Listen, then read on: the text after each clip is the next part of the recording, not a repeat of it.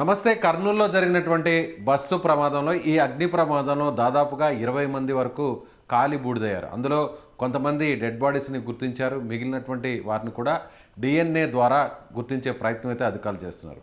నిజంగా అసలు డిఎన్ఏ టెస్ట్ని ఎలా చేస్తారు, కాలి బూడిదైనటువంటి ఆ మృతదేహాల నుంచి శాంపిల్స్ని ఏ విధంగా సేకరిస్తారో మనం తెలుసుకునే ప్రయత్నం చేద్దాం. మనతో పాటు ఉన్నారు ఫోరెన్సిక్ అసోసియేట్ ప్రొఫెసర్ మహేంద్ర గారు ఉన్నారు. డాక్టర్ గారు నమస్తే.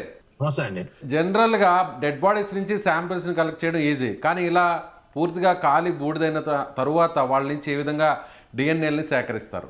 ఇటువంటి బర్న్స్ కేసు మామూలుగా మనకి వచ్చినప్పుడు ఏమైతుందంటే శరీరం అత్యధిక ఉష్ణోగ్రతకు గురైనప్పుడు మాంసం ముద్దలా మారిపోవడం జరుగుతుంది. అటువంటి పరిస్థితుల్లో మనం శరీరంలో నార్మల్ గా అయితేనేమో మనం హెయిర్ బల్బ్, హెయిర్ ఈ బకల్ మ్యూకోజా అంటే ఇక్కడ ఉన్నటువంటి ఆ టిష్యూని అవి తీసుకోవడము, బ్లడ్ శాంపిల్ అటువంటివి తీసుకొని డిఎన్ఏ ఎగ్జామినేషన్ చేయడం జరుగుతుంది. కానీ ఇటువంటి బర్న్స్ కేసులో ఎప్పుడైతే శరీరం అత్యధిక ఉష్ణోగ్రతకు గురైనప్పుడు శరీరంలో దృఢమైనటువంటి నిర్మాణాలు, ఫర్ ఎగ్జాంపుల్ దంతాలు కానీ, బోన్స్, ఎముక కానీ అటువంటివి మాత్రమే మనకు ఎక్కువ ఉపయోగపడతాయి. లేదా ఇంకా అవి కాకుండా మనకు పర్సనల్ బిలాంగింగ్స్, ఫర్ ఎగ్జాంపుల్ ఇప్పుడు నేనున్నాను, నేను ఇప్పుడు ఐడి కార్డు వేసుకున్నాను. సో వాళ్ళ పర్సనల్ బిలాంగింగ్స్, ఐడి కార్డు కానీ, వాళ్ళ యొక్క హెయిర్ పిన్ కానీ, లేదంటే మెడలో ఉన్నటువంటి ఆభరణాలు కానీ, గోల్డ్ సంబంధించినటువంటి ఆభరణాలు కానీ, లేదా ఒక్కొక్కసారి డెంటల్ ఇంప్లాంట్స్ అంటాం. మామూలుగా పళ్ళల్లో వాళ్ళు ఏదైనా పళ్ళ సర్జరీకి వెళ్ళినప్పుడు వాళ్ళకి పళ్ళల్లో ఇంప్లాంట్స్ ఉంటాయి కదా, దంతాల్లో మామూలుగా మెటల్ లాంటిది గుర్తిస్తారు. అవునండి, ఆ మెటల్ లాంటి ఇంప్లాంట్స్ దంతాల్లో ఉండడం, వాటి ద్వారా గుర్తించడం జరుగుతుంది. లేదా ఒక్కోసారి వాళ్ళు అంతకుముందు ఏదైనా బోన్ ఫ్రాక్చర్, ఎముక విరిగిపోయినప్పుడు వాళ్ళకి అందులో నెయిల్స్ వేయడం, అంటే ఎముకల్లో కూడా ఇంప్లాంట్స్ వేసినప్పుడు అటువంటి వాటి ద్వారా కూడా మనం గుర్తించవచ్చు. అంటే అప్పుడు ఏం చేయాలంటే ఇటువంటి బాడీస్ని మనం ముందుగా బయట తీసుకొచ్చిన తర్వాత వాళ్ళు ఫస్ట్ ఆఫ్ ఆల్ వాళ్ళు మేలా ఫీమేలా అనే గుర్తుపట్టాలి. మేలా ఫీమేలా అనేటువంటిది మామూలుగా వాళ్ళ యొక్క దుస్తులు, వస్త్రధారణ, దాని ద్వారా మనకు ఈజీగా ఐడెంటిఫై అవుతుంది.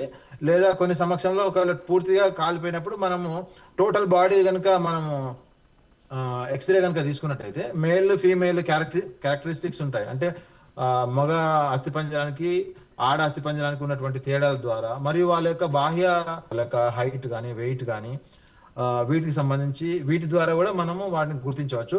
మేలా ఫీమేల్ అనేటువంటిది ఇప్పుడు మన ఇండియన్స్ అయితేనేమో మామూలుగా లేడీస్ అయితే వాళ్ళ మెడలో పసుపుతాలు కానీ, ఇంకా వాళ్ళకు ఇయర్ రింగ్స్ కానీ, మన కాళ్ళకు ఉన్నటువంటి కాళ్ళ గజలు కానీ, కాళ్ళ మెట్టెల ద్వారా మేల్ ఫీమేల్ ఐడెంటిఫికేషన్, అంటే బయట ఉన్నటువంటి వాటి ద్వారా అవి గుర్తుపట్టవచ్చు. లేదు ఇంకా అవి కూడా మనకి ఏం లేవు, ఎలాంటి ఈ మెటల్కి సంబంధించిన ఏమీ లేవు అన్నప్పుడు మనము టోటల్ బాడీ మనము ఎక్స్రే తీయాల్సి ఉంటుంది. ఎక్స్రే తీసిన తర్వాత మేల్ ఫీమేల్ ఆ ఫీచర్స్ ద్వారా ఇది ఆడనా మొగనా అని గుర్తిస్తాము.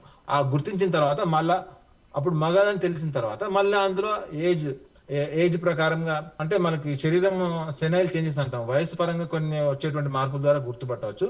వీటన్నిటికంటే ఇంపార్టెంట్ ఈజీగా గుర్తుపట్టేది ఏంటంటే దంతాల్లో ఉన్నటువంటి ఇంప్లాంట్స్. ఇంకొకటిసారి ఇప్పుడు ఈ పళ్ళు టీత్ మధ్యలో ఉన్నటువంటి గ్యాప్, దాన్ని డయాస్టెమా అంటాము. అది మనకి పై దంతాల్లో ఉందా ఆ గ్యాప్ అనేటువంటిది, ఆ డయాస్టెమా అనేటువంటిది ఈ మ్యాక్సిలరీ టీత్ లో ఉందా, లేదంటే ఈ మ్యాండిబులర్ కింద దవడ టీత్ మధ్యలో ఉందా, ఆ గ్యాప్స్, దాన్ని బట్టి మనం గుర్తించవచ్చు. లేదంటే ఇంప్లాంట్స్, ఎముకల్లో ఉన్నటువంటి ఇంప్లాంట్స్ ద్వారా మనం గుర్తుపట్టవచ్చు అండి. సో డిఎన్ఏ టెస్ట్ ద్వారా కూడా బంధువులకు సంబంధించినటువంటి వాళ్ళ దగ్గర నుంచి సేకరించిన డిఎన్ఏను, అలాగే ఎక్కడైతే డెడ్ బాడీకి సంబంధించినటువంటి డిఎన్ఏను రెండు కూడా మ్యాచ్ అవ్వడం ద్వారా కనిపెట్టే అవకాశం ఉంది ఎక్కువగానే అంటున్నారు. అంటే పూర్తిగా కాలిపోయినటువంటి, అంటే మీరు అన్నట్టుగా ఇప్పటి వరకు గుర్తించే పరిస్థితి లేదు, అక్కడ ఎలాంటి మెటల్స్ కానీ, లేదంటే వాళ్ళకి శరీరానికి సంబంధించినటువంటి అవయవాలన్నీ కూడా పూర్తిగా కనిపించే పరిస్థితి లేదు. అక్కడ పూర్తిగా బస్సు కాలిపోయింది, అందులో కూడా ఆ డెడ్ బాడీస్ అన్నీ కూడా పూర్తిగా అక్కడ ఒక మాంసపు ముద్దలుగా మారిపోయినటువంటి పరిస్థితి కనిపిస్తుంది. అలాంటి టైంలో డిఎన్ఏని ఏ విధంగా సేకరిస్తారు? అటువంటి పరిస్థితుల్లో మనకి ఇంతకుముందు మన మెటల్స్ కనుక ఉంటేనేమో వాటి ద్వారా గుర్తిస్తాం. ఒకవేళ అటువంటివి లేకపోతే డెంటల్, ఇప్పుడు పళ్ళల్లో చివరి దంతాలు ఉంటాయి కదా, మామూలుగా మోలార్స్ అంటాము, ఆ దవడ పళ్ళు వెనుక ఉన్నటువంటి దంతాల్లో డెంటల్ పల్ప్ అనేటువంటిది ఉంటుంది. ఆ పల్ప్ అనేటువంటి దాని నుంచి మనం డిఎన్ఏ మెటీరియల్ ని మనం తీసుకోవచ్చు. అంటే ఎందుకంటే దంతాలు అనేటువంటివి ఉష్ణం నుంచి ఈ దంతాలని రక్షించే మనకు ఫేస్ మామూలు కొంతవరకు కవర్ చేస్తుంది. ఈ లోపల సైడ్ ఉన్నటువంటి దంతాలు అనేటువంటి ముందు దంతాలతో పోలిస్తే వెనక దంతాలు ఇంకా సురక్షితంగా ఉంటాయి. ఎందుకంటే లోపల ఉంటాయి కాబట్టి ఆ ఉష్ణోగ్రతకి కొంత దూరంగా ఉంటాయి. ఆ లోపల దంతాల నుంచి డెంటల్ పల్ప్ అనేటువంటిది, ఆ ఎనామిల్ అవి తీసిన తర్వాత లోపల పల్ప్ ఉంటుంది, దాన్ని మనము డిఎన్ఏ మెటీరియల్ గా ఉపయోగించి దాని ద్వారా మనము గుర్తించడం జరుగుతుంది. లేదంటే కొన్ని కండిషన్స్ లో తొడ భాగంలో ఉన్నట్టు తొడ భాగం అనే కాదు, మామూలుగా కాలిపోని మాంసం ముద్ద ఏదైతే ఉంటుందో, అంటే మామూలుగా ఇప్పుడు ఒక మనిషిని కాల్చినప్పుడు ఆ తొడ భాగంలో ఉన్నటువంటి లోపల ఉన్నటువంటి మాంసము ఆ ఉష్ణోగ్రతని కొంత దాని నుంచి తప్పించుకుంటుంది. కాబట్టి తొడ భాగంలో లోపల సైడ్ ఉన్నటువంటి ఆ మాంసం ద్వారా డిఎన్ఏ టెస్ట్ కి మనము ఉపయోగించాల్సి ఉంటుంది. మరి ఇంకా ఈ రెండు కూడా కాలిపోయిన పక్షంలో మనం కొద్దిగా కష్టంగా కష్టం అవుతుంది. సో అలాంటిదప్పుడు అంటే కొంచెం కష్టంగా మారిన సమయంలో వాటిని ఏ విధంగా సేకరించే అవకాశం ఉంటుంది? ఎక్కువగా ఫోరెన్సిక్ డిపార్ట్మెంట్ ఏ విధంగా వాటిని గుర్తించే అవకాశం ఉంటుంది? మీరు అందులో అసోసియేట్ ప్రొఫెసర్గా ఉన్నారు, చాలా సందర్భాల్లో మీరు కూడా పోస్ట్ మార్టం ఎక్స్పర్ట్గా కూడా వర్క్ చేశారు. సో ఇలాంటి క్లిష్టమైన పరిస్థితుల్లో ఏ విధంగా కలెక్ట్ చేస్తారు? యాక్చువల్లీ ఈ బర్న్స్ కేసులో ఈ డెంటల్ పల్ప్ ప్లస్ మనకి ఈ ఇంప్లాంట్స్ వీటి ద్వారా వాటి యొక్క గుర్తింపు అనేటువంటిది సాధ్యమవుతుందండి. అంటే 99% బర్న్ అయినా కూడా, పూర్తిగా కాలిపోయినా కూడా బాడీ 99% అంటే అందులో మనకి ఆర్గానిక్ మెటీరియల్ అనేది ఉండాలండి. ఆర్గానిక్ మెటీరియల్ లేకపోతే మనం గుర్తించడం కష్టం అవుతుంది. ఓకే. ఇప్పుడు టోటల్ మనకి బూడిది అయినప్పుడు కొద్దిగా గుర్తుపెట్టడం కష్టమే అండి. అప్పుడు మనము అక్కడ ఉన్నటువంటి సర్కమ్స్టాన్షియల్ ఎవిడెన్స్ ద్వారానే, ఇప్పుడు ఈ కేసులో అనుకోండి, ఫర్ ఎగ్జాంపుల్ 50 మంది ఉన్నారు బస్సులో, ఏ సీట్ లో వాళ్ళు ఎక్కడ కూర్చున్నారు అనేటువంటిది మామూలుగా వాళ్ళ టికెట్ బుకింగ్ మామూలు ఈ టికెట్ ద్వారా కానీ ఆల్రెడీ అంతకుముందు మనకు ఆర్టీసీ వాళ్ళ దగ్గర ఉన్నటువంటి ఆ డేటా ద్వారా, అంటే ఎవరెవరికి అక్కడ బెర్త్ కన్ఫర్మ్ అయిందో, ఎవరు అక్కడ కూర్చున్నారో వాళ్ళ ఏజ్ని బట్టి, ఆ పేరు డీటెయిల్స్ని బట్టి కూడా కొంతవరకు ఐడెంటిఫై చేస్తారు. అలా కాకుండా ఇప్పుడు అంటే ప్రమాదం నుంచి తప్పించుకోవడం కోసం సీట్లో నుంచి లేచి అక్కడి నుంచి తప్పించుకునేటువంటి క్రమంలో అక్కడ ఆ పొగలో ఆ మంటలో చిక్కుకుపోయి చనిపోయే వారిని ఎలా గుర్తిస్తారు? అటువంటి క్రమంలో అయితే వాళ్ళ దగ్గర ఉన్నటువంటి మెటల్ ఆర్నమెంట్స్ అండి, వాళ్ళకు ఉన్నటువంటి ఆర్నమెంట్స్, ఫర్ ఎగ్జాంపుల్ వాళ్ళు ఒకవేళ వాచ్ కానీ, మనకు చైన్ ఉన్నటువంటి వాచ్ కానీ, లేదా మెడలో ఉన్నటువంటి చైన్ కానీ ఉంటేనే మనకి ఈజీ అవుతుందండి. లేదంటే కొంత వాళ్ళని గుర్తించడం కొద్దిగా మనకు కష్టమే అవుతుంది. అంటే మార్గ మధ్యంలో ఆ బస్సులో బెర్తుల దగ్గర నుంచి, సీటు దగ్గర నుంచి దిగి పారిపోయేటువంటి క్రమంలో, అంటే ఎగ్జిట్ ఏదైతే ఎమర్జెన్సీ ఎగ్జిట్ విండో ఉంటుందో అక్కడికి వెళ్ళేటువంటి క్రమంలో చాలామంది చిక్కుపోయి అక్కడే కూడా మార్గ మధ్యంలో కూడా చనిపోయి అక్కడ శవాల గుట్టగా కూడా పడిపోయేటువంటి అవకాశం ఉంది. సో అలాంటి సందర్భంలో వాళ్ళని ఎలా ఐడెంటిఫై చేస్తారు? ఉష్ణానికి ఎక్స్పోజ్ అయినటువంటి బయట భాగాలు బూడిదైపోయినప్పటికీ కూడా లోపల ఉన్నటువంటి భాగాలు మాత్రం మనకి అలానే ఉంటాయి. వీటన్నిటిలో మెయిన్ గా మనము రేడియోగ్రాఫ్ చేయడము, అంటే వాళ్ళ యొక్క అస్థిపంజరాన్ని ఎక్స్రే కనుక తీసేస్తే మనకు దాని ద్వారా మనం వాళ్ళ యొక్క ఐడెంటిఫై చేయవచ్చు అండి. అంటే సేకరించినటువంటి ఏదైతే డెడ్ బాడీస్ భాగాలు ఉన్నాయో, సో ఆర్గాన్స్ కానీ లేదంటే ఏదన్నా ఇప్పటివరకు దొరికినటువంటి వాటిని ఎక్స్రే తీస్తారు. సో ఆ ఎక్స్రే ద్వారా వచ్చేటువంటి ఆ రిపోర్ట్ని బేస్ చేసుకుని కూడా చేయొచ్చండి. ఇప్పుడు ఒక్కోసారి కొన్నిసార్లు మనకి అన్నోన్ బాడీస్ లో ఓన్లీ మనకి కాలే దొరికింది అనుకోండి, కాలు దొరికినప్పుడు మనకు తుంటి ఎముక దాని యొక్క హైట్ ని బట్టి వాళ్ళకి అంతకుముందు వాళ్ళకు ఉన్నటువంటి హైట్ ద్వారా మనం గుర్తుపట్టే ఛాన్స్ ఉంటుంది. ఇప్పుడు ఫీమర్ అనుకోండి, తుంటి ఎముక, అది ఒక పర్సన్ 100 సెంటీమీటర్స్ కనుక ఉంటే అది ఆయనలో 27% ఉంటుంది. సో ఆ 27% ఆ తుంటి ఎముక ద్వారా మనం ఆయన యొక్క హైట్ ని మనం మెజర్ చేయవచ్చు. సో ఇప్పుడు కంటిన్యూ అలా మనం ఆయన యొక్క హైట్ ని అంచనా వేయడానికి ఒక ఆస్కారం ఉంటుంది సార్. సో ఇప్పుడు దాదాపు 20 మంది వరకు కూడా చనిపోవడం జరిగింది సార్. 20 మందిలో కొంతమందిని అయితే గుర్తించడం జరిగింది, ఒక 11 మందిని, మిగిలినటువంటి 9 మందిని గుర్తించలేనటువంటి పరిస్థితి అక్కడ ఉంది. అంటే పూర్తిగా కాలి బూడిదైనటువంటి పరిస్థితి. అందులో ఒక కుటుంబం కూడా ఉంది, ఆ ఫ్యామిలీ కూడా 2 చిన్నారులు ఉన్నారు, అలాగే ఒక భార్య భర్త తల్లిదండ్రులు ఇద్దరు కూడా అక్కడే ఉన్నారు. అంటే బెర్త్లోనే, ఒకే బెర్త్లో 4 ఉన్నారు. సో ఈ 4ని గుర్తించడం అనేది సాధ్యపడుతుంది? అదే అండి, ఇప్పుడు మీరు అన్నారు కదా చిన్నారులు అన్నారు, కాబట్టి చిన్నారులు వాళ్ళ యొక్క హైట్ ద్వారా మనం గుర్తుపట్టవచ్చు. చిన్నారులో మళ్ళీ మేల్ ఫీమేల్ కనుక ఉంటే మేల్ స్కెల్టన్ ఫీమేల్ స్కెల్టన్ ద్వారా మనం వాటిని గుర్తించవచ్చు.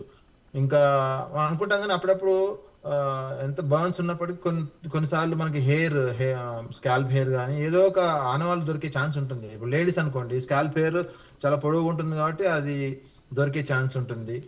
సో అలాగే రోడ్డు మీద కూడా పోస్ట్ మార్టాన్ని నిర్వహించారు సార్.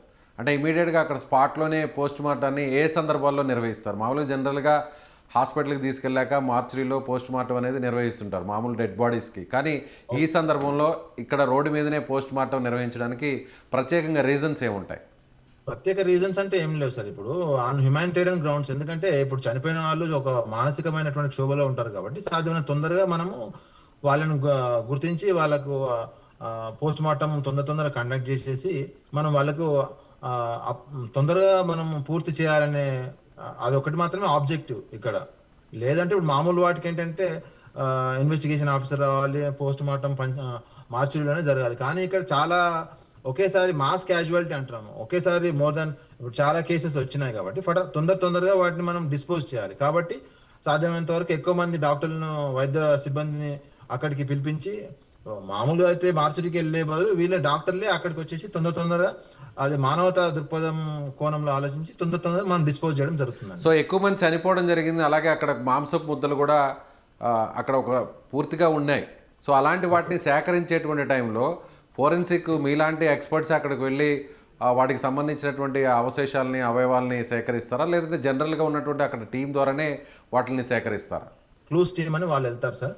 మామూలుగా వాళ్ళు తీసుకొని వచ్చిన తర్వాత బాడీని మాకు అప్పచెప్పినప్పుడు ఫోరెన్సిక్ మెడిసిన్ అంటే అటాప్సీ సర్జన్ ఆయన యాక్చువల్లీ ఇటువంటి వాటిలలో అక్కడ క్షుణ్ణంగా అక్కడ ఉన్నటువంటి ప్రదేశాన్ని పరిశీలించినప్పుడు మనకు ఈజీగా మనం వాళ్ళని ఐడెంటిఫై చేసే ఛాన్స్ ఉంటుందండి. కాకపోతే ఇటువంటి విషయాల్లో కొద్దిగా తొందరగా మనం ఆ పోస్ట్ మార్టం కంప్లీట్ చేసేయడానికి మనం ట్రై చేయాలండి. సో ఫైనల్గా ఒక క్వశ్చన్ సార్, ఇప్పుడు డిఎన్ఏ రిపోర్ట్స్ అంటే ఇలాంటి సందర్భంలో మాస్ క్యాజువాలిటీస్ ఉన్నటువంటి సందర్భంలో, సో ఇప్పుడు ఒకవేళ డిఎన్ఏ టెస్ట్లు అన్నీ కూడా మ్యాచ్ అయ్యి ఆ బాడీస్ని ఐడెంటిఫై చేయడానికి ఎంత సమయం, ఎన్ని గంటల సమయం పట్టే అవకాశం ఉంటుంది? అంటే ఇప్పుడు డిఎన్ఏ వచ్చిన తర్వాత ఇప్పుడు డిఎన్ఏ శాంపిల్ మనకు చనిపోయిన వ్యక్తి ఉన్నప్పుడు మళ్ళా అది ఆయనకు సంబంధించిన ఫస్ట్ జనరేషన్ బంధువులు ఉండాలి. అంటే ఇమ్మీడియట్ గా వాళ్ళ యొక్క తల్లిదండ్రులు కానీ వాళ్ళ తల్లిదండ్రులు ఉంటే మనకు ఈజీగా ఐడెంటిఫై చేయడం జరుగుతుందండి. ఓకే. ఇప్పుడు ఎవరైనా చనిపోయినప్పుడు వాళ్ళ డిఎన్ఏ మెటీరియల్ మన దగ్గర ఉంది, కానీ ఆ డిఎన్ఏ మెటీరియల్ వాళ్ళ తల్లిదండ్రుల డిఎన్ఏతో పోల్చాలి. పోల్చినప్పుడు చాలా దగ్గరగా డిఎన్ఏలో మనకి వచ్చినప్పుడు మాత్రమే మనం వాళ్ళని మనం గుర్తించడానికి వీలుంటుందండి. సో ఈజీగా ఫైండ్ అవుట్ చేయొచ్చు ఫస్ట్ జనరేషన్ అయితే, పేరెంట్స్ అయితే. అవునండి. సో నెక్స్ట్ జనరేషన్ అయితే అంటే తోడబుట్టిన వాళ్ళు. అవునండి వాళ్ళకి పుట్టిన వాళ్ళు లేదా వాళ్ళ యొక్క తల్లిదండ్రులు వీళ్ళు ఉంటేనే మనకి ఇంకా ఈజీగా చాలా తొందరగా అయిపోవడానికి ఆస్కారం ఉంటుందండి. పేరెంట్స్ కానీ లేదంటే వాళ్ళకి సంబంధించిన చనిపోయిన వారికి సంబంధించిన పిల్లలు కానీ, లేదా వాళ్ళ యొక్క అక్కలు కానీ అన్న అక్క అటువంటి వాళ్ళు, లేదా తల్లిదండ్రులు ఉన్నా కూడా సరిపోతుంది. సో జనరల్గా ఈ ప్రొసీజర్ అంతా కంప్లీట్ అయ్యి మీరు అన్నట్టుగా ఒకవేళ ఫస్ట్ జనరేషన్ లేదా సెకండ్ జనరేషన్లో ఐడెంటిఫై చేయడానికి ఎన్ని గంటల సమయం పట్టే అవకాశం ఉంది?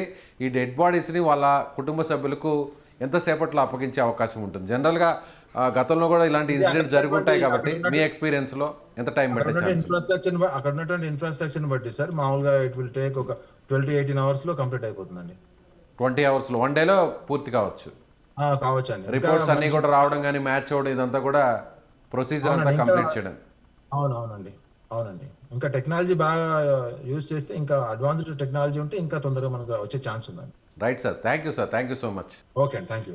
సో ఇది forensic expert, so associate professor doctor Mahendra గారు చెప్తున్నట్టుగా ఖచ్చితంగా వాళ్ళకి సంబంధించినటువంటి ఆనవాళ్ళను గుర్తించడానికి వాళ్ళ మీద ఉన్నటువంటి దుస్తులు కావచ్చు, లేదంటే వేరే ఆభరణాల ద్వారా కూడా ఫస్ట్ ఫేజ్లో గుర్తించే అవకాశం ఉంటుంది. అవి కూడా లేని సందర్భంలో వాళ్ళకి సంబంధించినటువంటి ఎవరైతే చనిపోయినటువంటి వారు ఉన్నారో ఖాళీ బూడిదైనటువంటి మృతదేహాలకు సంబంధించినటువంటి టీత్స్ లేదా బోన్స్ వాటిని సేకరించి తద్వారా కూడా డిఎన్ఏని సేకరించేటువంటి అవకాశం ఉంది.